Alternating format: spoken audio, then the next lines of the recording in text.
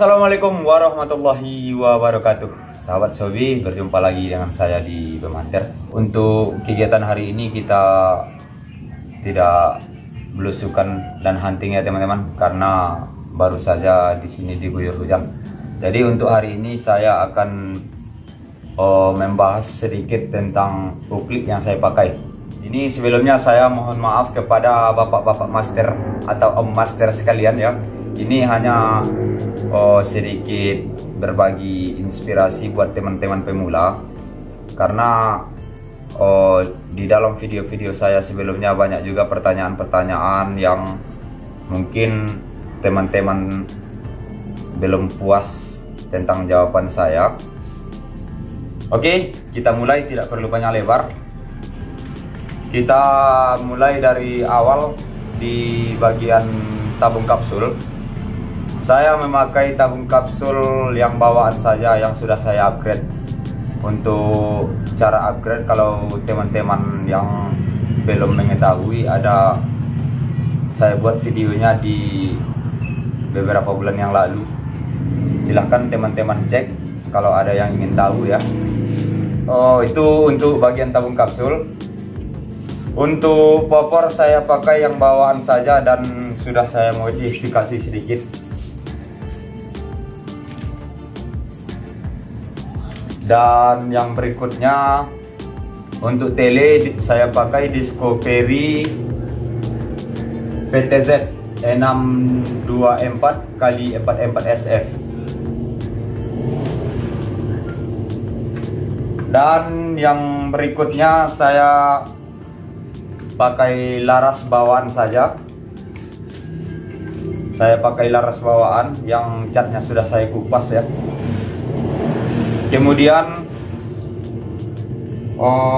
untuk pelindung picu saya pakai yang custom, yang segi 6. Kalau teman-teman yang ingin mencoba mengaplikasikan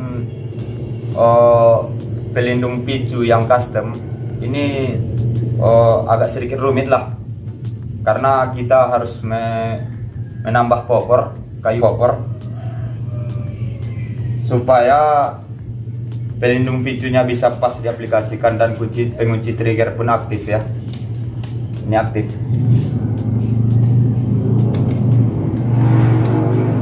Jadi kalau teman-teman ingin membuat pelindung picu seperti ini kerjanya agak sedikit rumit, karena kita harus menambal popor dengan kayu yang lain. Untuk mount cam saya buat sendiri teman-teman. Ini saya rakit sendiri. Tutorialnya pun sudah saya buat sebelumnya. Di video sebelumnya ada mungkin banyak komentar yang bertanya tentang mimis apa yang saya pakai. Saya memakai mimis Canon Expert Dome yang 8,6 grain ya.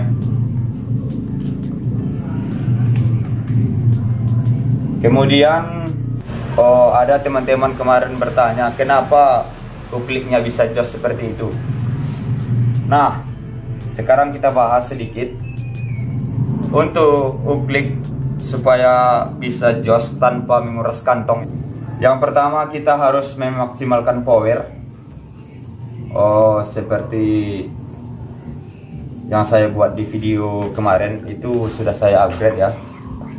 Setelah powernya maksimal, teman-teman juga harus mencek bagian laras. Ini saya pakai laras bawaan. Kenapa bisa jos? Mungkin karena saya sudah melakukan beberapa hal di laras yang saya gunakan. Yang pertama, saya crowning laras. Crowning seperti ini mungkin bisa membuat akurasi lebih maksimal. Dan yang perlu diperhatikan untuk loading mimis, harus dicek apakah mimisnya pas kita masukkan mimis, apakah sedikit seret atau lancar. Ini yang perlu diperhatikan. Untuk akurasi yang lumayan bagus, loading mimis juga harus bagus. Di saat kita memasukkan mimis, tidak ada sedikit pun gangguan di saat kita menyorong grendel. Dan yang kedua, yang untuk bagian laras juga, saya sudah lapping ini laras dengan amplas yang 1500 kalau nggak salah waktu itu. Jadi untuk laras saya sudah lapping, crowning, dan juga cek loading mimis.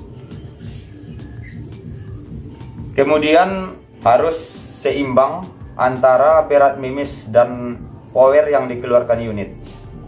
Jadi kunci dari sebuah unit itu adalah, salah satunya adalah keseimbangan antara mimis dan power. Kemudian teman-teman juga harus jangan lupa mencek di bagian alur laras apakah ada kecacatan atau tidak. Terakhir di bagian laras, jaga kebersihan laras dari apapun. Yang pertama tadi keseimbangan antara mimis dan power. Yang kedua, coba Anda lakukan mengcrowning laras seperti ini. Dan kalau saya pribadi, saya anjurkan memakai laras yang 13 mili teman-teman, supaya untuk crowning di bagian ujung laras lebih bisa dimaksimalkan seperti ini. Kalau untuk laras yang lebih kecil mungkin kita tidak mendapatkan yang kita butuhkan, karena crowningnya pun agak sedikit susah ya. Bukan berarti tidak bisa teman-teman. Jadi di dalam video-video saya yang sebelumnya ada banyak komentar-komentar kenapa ukliknya bisa choice, pakai laras apa, pakai tele apa. Di sini saya terangkan pakai tabung apa. Di sini akan saya bahas sedikit. Saya menggunakan laras standar, tabung bawaan pabrik yang sudah saya upgrade. Untuk tele saya pakai Discovery. Untuk picu saya pakai yang standar, yang bawaan. Untuk pelindung picu saya pakai yang custom. Dan untuk mimis saya pakai Canon Experdome 8,6 gray. Nah, untuk yang seher pompa saya pakai yang Teflon, supaya tidak begitu berat dan agak sedikit enteng untuk dipompa ya teman-teman. Karena Teflon ini sedikit mengurangi gesekan. Kemudian apa ya, pertanyaan-pertanyaan sebelumnya saya pun karena mungkin terlalu banyak pertanyaan, saya agak sedikit lupa ya. Nah, kemudian sedikit lagi untuk keseimbangan power dan mimis. Pastikan juga tidak ada kebocoran-kebocoran lain selain dari ujung laras. Contohnya seperti ini teman-teman. Di saat kita tutup ujung laras, tekan picu, ini tidak ada kebocoran sama sekali teman-teman. Jadi apabila tidak ada kebocoran, itu mungkin sudah maksimal untuk part-part yang ada di dalam unit itu semua stabil.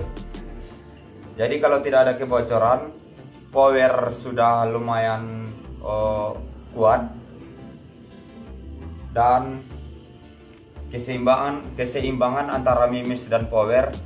Maksudnya di sini keseimbangan antara mimis dan power, teman-teman juga harus mencari berapa kali pompa untuk mimis yang teman-teman pakai. Di sini kita membutuhkan sedikit pengorbanan untuk membuang-buang mimis, karena kita harus cari akurasi yang pas. Karena bisa saja kalau kita pompa terlalu banyak, mimis bisa sedikit meleset di alur laras. Dan kalau kita pompa terlalu sedikit, mungkin jangkauan mimis terlalu dekat. Jadi itulah, kita harus sedikit mengorbankan mimis untuk nembak-nembak, sekedar untuk mencari akurasi yang paling bagus. Dan kalau untuk saya sekarang saya pakai pompa 5 kali saja, di jarak dekat maupun di jarak berapapun saya tetap pompa 5 kali. Karena saya mendapatkan akurasi stabil di 5 kali pompa pakai mimis 8 grain.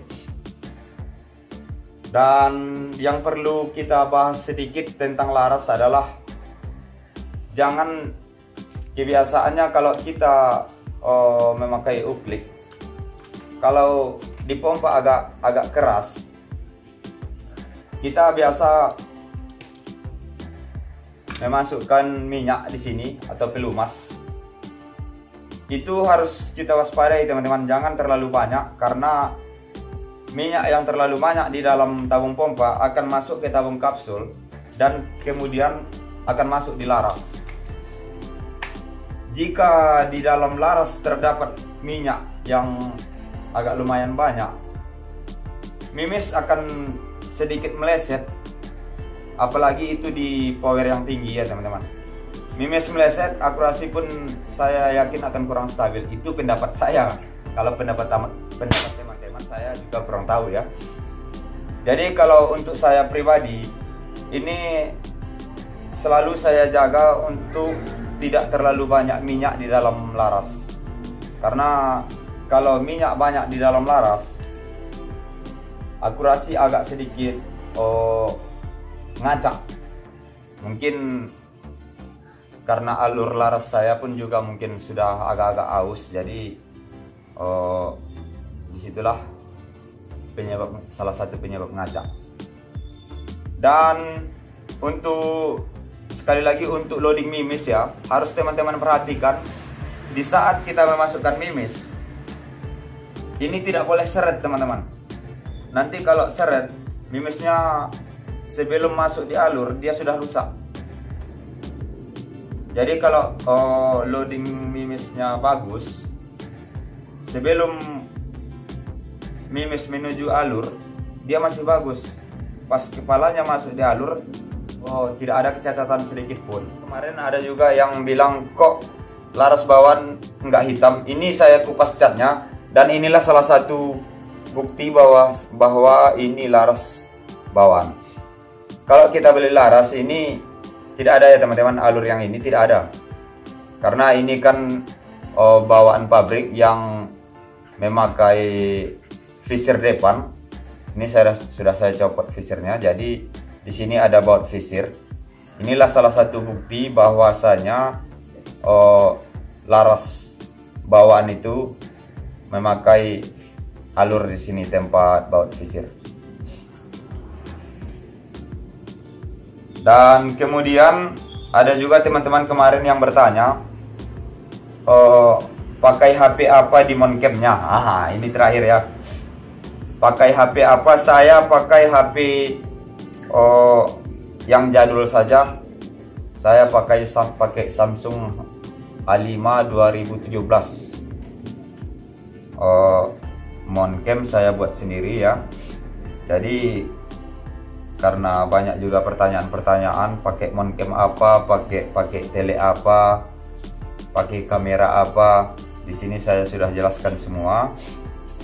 Mohon maaf ya, sebenarnya ini tidak ada unsur promosi sedikit pun, karena saya hanya sedikit mengulas tentang pertanyaan-pertanyaan teman-teman sebelumnya. Untuk peredam, ini saya pakai peredam, mungkin ini peredam murahan saja teman-teman. Karena peredam ini pun karena pemberian seorang teman, jadi saya pakai peredam IDS Marauder. Oke, untuk selanjutnya mungkin di sini saya sudah menjelaskan semua apa dan bagaimana spek unit yang saya pakai. Oke, sekian dulu teman-teman. Mudah-mudahan ini bermanfaat.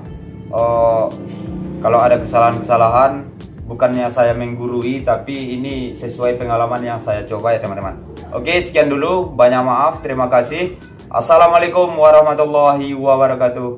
Salam satu laras.